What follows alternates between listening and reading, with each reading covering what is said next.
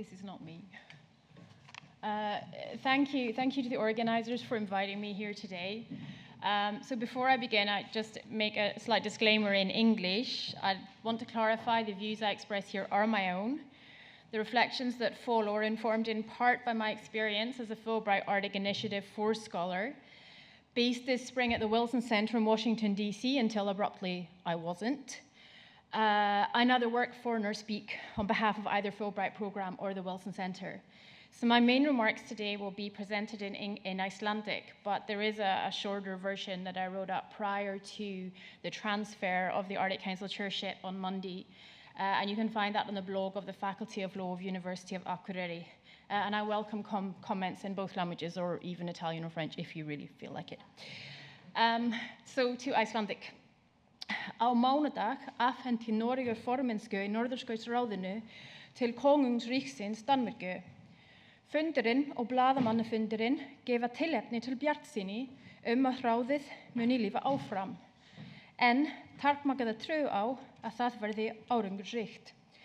Ráðið verður í fyrsta sinn leitt af Inuk sendiherra, Arctic Ambassador og Chair of the Senior Arctic Officials, reyndum diplomata Kenneth Hög frá Grænlandi. Reynd grænlenska stjórnmálakona Vivian Motzfeldt mun stýra ráðherrafundinum. Norðurskautsráðið kom fram úr Arctic Environmental Protection Strategy, IEPS, og það var stofnað á grundvelli samvinnu í vísindum, einkum með það á markmiði að ná vísindalegum skilningi á og lausnum við umhverfis vandamálum á norðurslóðum. Ottawa yfirlýsingin Stoppskjal ráðsins segir að markmið þess sé að veita vettvang til að stuðla að samvinnu, samhæfingu og samskiptum með norðurslóðaþjóða með þátttöku frumbyggja samfélaga á norðurslóðum og annarra íbúa svæðisins í sameiginlegum málefnum svæðisins, einkum málefnum varða sjálfbæra þróun og verndun umhverfis á norðurslóðum.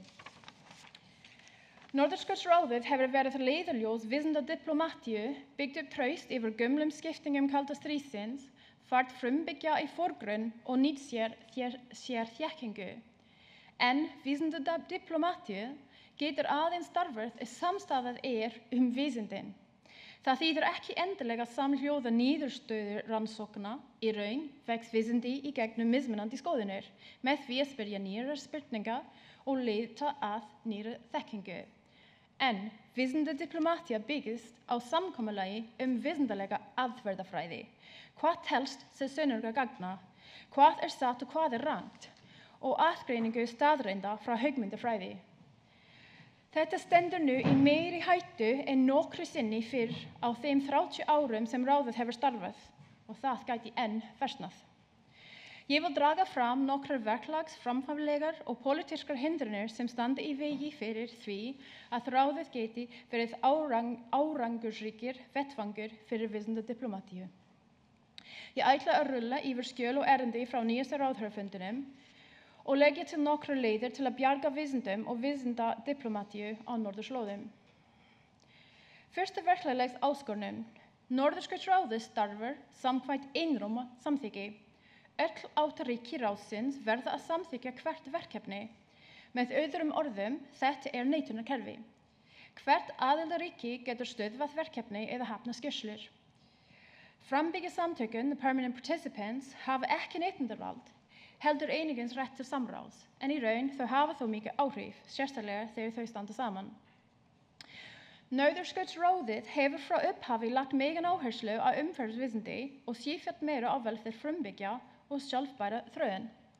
Nánast allt sem það gerir lítið af loftslagsbreytingum af mannavöldum. Loftslagsvöktun EIMAP kjarninn á þessu sviði, en rannsóknir og tillögur ágengar tegundir, KAF og PEIM, eða greiningu nýrra áhættuþátta, EPPR, mótast einnig að miklu leyti af raunverulega loftslagsbreytinga. Í dag hafnar hins vegar eitt aðildarríki staðfestri loftslagsvísindalegri niðurstöðu. En það ekki einu sinni stærsta vandamálið fyrir Norðurskautsráðið. Ríkið hafnar grundvallarreglum vísindalegu aðferðarinnar. Þetta kemur ekki aðeins fram í niðurfellingu loftslagsrannsókna, heldur einnig í höfnum vísinda á vatns- og loftslagsvöktun, Áratöku heilbrigðsvísinda rannsóknum á bóluefnum, frjósemi og umhverju hent í leit að pólitískum markmiðum. Þetta sést í áherslum á háskóla, rannsóknarstyrki og heilbrigðisþjónustu. Gervigreind artificial intelligence flaggar ákveðnum óæskilegum orðum svo sem loftslagsbreytingar, frumbyggjasamfélag, jöfnuður, kyn og konur. Þetta ógnir getu bandarískra vísindamanna til að vinna af mörgum verkefnum Norðurskautsráðsins.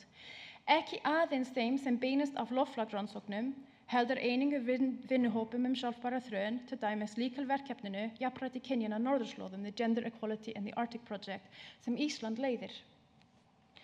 Tengd framfæranlega áskorun sem ekki ný en versnandi fjármögnunargeta.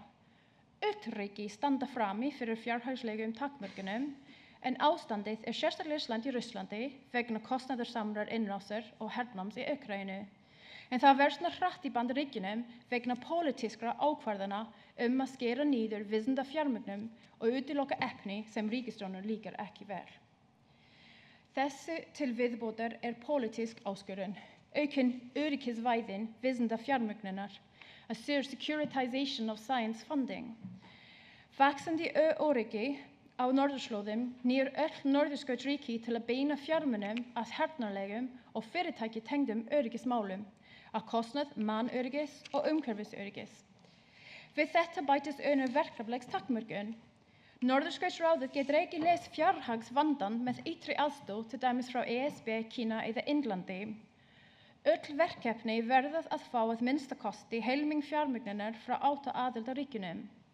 Það leiðir í kringum þessi reglu, en ekki án þess að hætta sé á yfirráðum norðurskautsríkjanna 8 innan ráðsins sem reglunni ætlað að verða. En líklega alvarlegasta pólitíska áskorun stefna Bandaríkjanna varðandi Grænland, that we heard a little about from Gregory.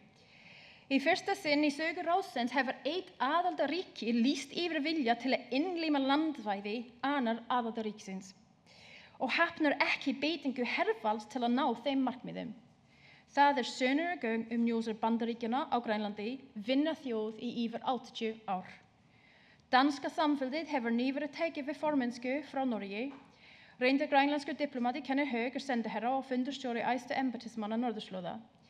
Þingkona og utanríkisráðherra Grænlands, Vivian Motzfeldt, mun stýra ráðherrafundi. En með þeim í liði Sara Olsvik, formaður Inuit Circumpolar Council. Þau mynda öflugt teymi sem sýnir grænlenska forystu og sérfræðiþekkingu. En þau taka á sér forystuna á tíma þegar tilvist ráðsins í hættu.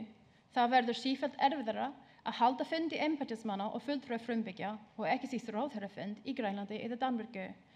Reyndar var ráðherrafundinum á mánudaginn haldið alfarið rafrænt með aðeins nokkrum þátttakendum í Tromsø, þar á meðal Kenneth, Vivian og Sara Olsvik. En Erik Carlson, norðurskauts embættismaður, senior Arctic official bandarísk, sem skipaði var á Biden, tók þátt fyrir hönd Bandaríkjanna á netinu. Á fréttamannafundinum sem fór fram eftir það sagði norski utanríkisráðherrann Espen Barth Eide að yfirlýsing hefði verið samþykkt.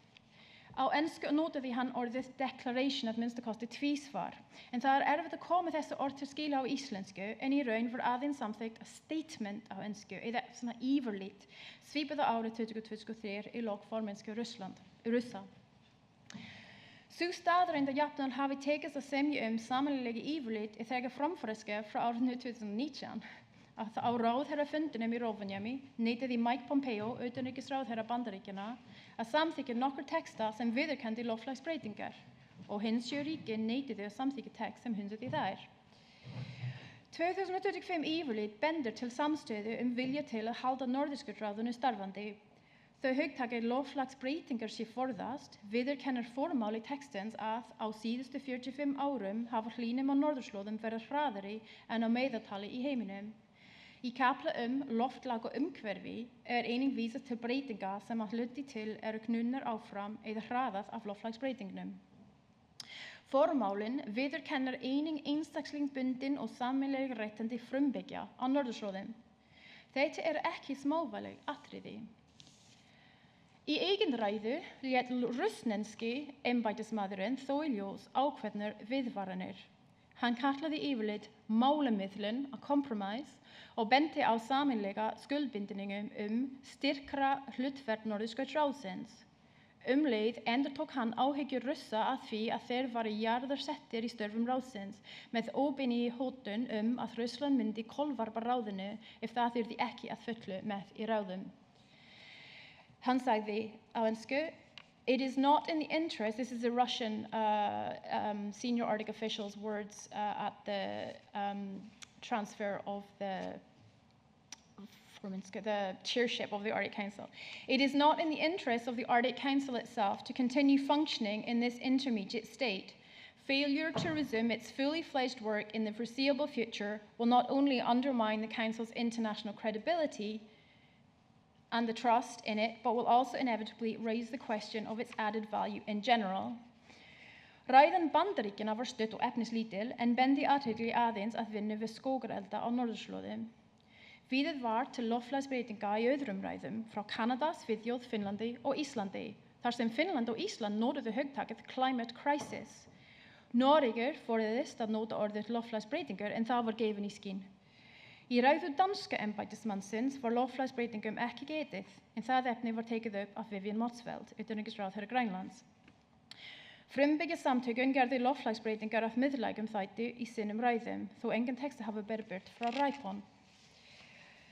Verkaáætlanir voru samþykktar fyrir hvern vinnuhóp og sérfræðingahópum svartkolefni og methane, the Black Carbon and Methane Expert Group, þar á meðal mörg verkefni sem byggja á eða eru mörg undir áhrifum loftslagsvísinda. Verkefnaskýrslu vinnuhópanna eins og Arctic Climate Change Update frá EMAP, Effective Area-Based Conservation Measures frá PAIM og CAF og Emerging Risks in the Arctic frá EPPR snúist allar loftslagsbreytingar. Sérfræðingahópum smart kolefni hefur í raun enga merkingu nema við séum meðvituð hvers vegna það skipta máli að fylgja með losun svarts kolefni og metans.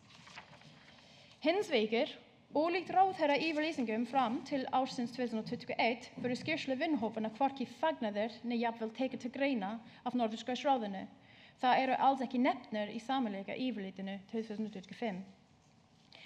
Í bili heldur að minnsta kosti nokkur vinnu Norðurskautsráðsins áfram þar sem loftslagsbreytingar eru miðlægir í mörgum verkefnum.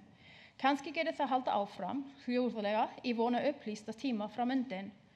Þátttaka bætinskipars embættismanns Erik Karlsson, frekar en hásetts fulltrúi núverandi ríkisstjórnar, bendir til þess að Norðurskautsráðið sé áframlagt í forgangi innan bandarískra stjórnvalda og þetta gæti verið það sem gerir það kleift að þola. En þörfin fyrir vísindi og enn frekar fyrir diplomatíu á norðurslóðum hverfur ekki. Það krefst þess að treysta á þekktar vistrænar og frumbyggja vísinda aðferðir, á loftslagsbreytingum, menningarefnum og lýðheilsu. Vísindasamvinna á norðurslóðum hættir að vera skynsamlegt ef loftslagsbreytingar eru hunsaður. Það eins og lesa eintak af Stríði og fríði þar sem allir kaplarum Andri og Natasha hafa verið rifnir út. Til meðalagstíma gæti þurft að leita út fyrir Norðurskautsráðið bæði fyrir vísindi og diplomatíu. Til eru aðra vettfangar og fjármagn fyrir mikilvægar rannsóknir á norðurslóðum, til dæmis orsakir og áhrif loftslagsbreytinga, líffræðilegan fjölbreytileika, plastmengum, reddandi frumbyggja og kynjajafnrétti. Má þar nefna að sækja styrki frá ESB, sérstaklega Horizon Europe, eða þróa líka Norðurlandsráð Plus, a sort of Nordic Council Plus model. Norðurlönd ásamt viljugum samstarfsríkjunum, Kanada og jafnvel ríki utan heimskauta. Rannsóknar af fiskistofnum í mið-Arktíkinni halda áfram þó hætgangi samkvæmt samningi fiskveiðar í mið-Arktíkinni, the Central Arctic Ocean Fisheries Agreement, sem 9 ríki og ESB eiga aðild að, með þátttöku frumbyggja í vísindahlutverka verkefnisins. Ad hoc samstarfshópar geta halda áfram nauðsynlegu starfi á öðrum sviðum. Oft eru það sömu vísindamennirnir að sinna sömu rannsóknum undir nýjum hatti. En þetta ekki áhættulaus leið. Norðurskautsráðið hefur haft frumbyggja sem fastan þátt í ákvarðanatöku, jafnvel þó þau hafi ekki formlega neitunarvald. Það verður erfiðara að tryggja slíka þátttöku í öðrum vettvangi. Þetta í fyrsta skipti sem ráðið verður leit beint að frumbyggja leiðtókum, innvitum, stór sigur fyrir frumbyggja. Og þetta mikil þróun þegar haft í huga hvernig Aleqa Hammond, þá forsætisráðherra Grænlands, snýð gegn ráðherrafundinn í Kiruna 2013 til að mótmæla kröfu Dana að tala fyrir hönd konungsríkisins. Frumbyggja fulltrúar hafa verið útilokaðir í svipuðum ad hoc ferlum áður, til dæmis Ilulissat-yfirlýsingu 2008, samþykkt ESB sem sterkara áhugnar fulltrúa og mars 2022 hlei á starfsemi. Þegar öryggismál í aðalhlutverki þurfa fulltrúar frumbyggja að berjast meira til að láta í sér heyra. Og það má ekki sjálfkrafa gera ráð fyrir því að vísindamenn hafi meðvitund eða áhuga að virku frumbyggja samráði. Mikilvæg vinna undanfarinna ára gæti auðveldlega glatast. One paragraph. Norðurskautsráðið nýtur nafnþekta, name recognition, en við ættum ekki að ofmeta mikilvægi þess. Það hefur alltaf verið skamt fjármagnað og með takmarkaða getu til að framkvæmda vísindum sem liggja diplomatíunum til grundvallar. Það framkvæmir í raun ekki mikið af frumrannsóknum en hefur haft mikilvæg hlutverki að gegna í að safna saman og kynna rannsóknir, einkum varðandi loftslagsáhrif á norðurslóðum. Sama starfsemi getur haldið áfram, jafnvel aukist á öðrum vettvangi, en tryggja verður þátttöku frumbyggja. Að lokum. Framtíð Norðurskautsráðsins sem alþjóðlegs vettvangs frekar en alþjóðlegs stofnun samkvæmt sáttmála veltur á pólitískum vilja líkt og alltaf áður, en þessi vilji gæti skort til skemmri tíma. Takk fyrir.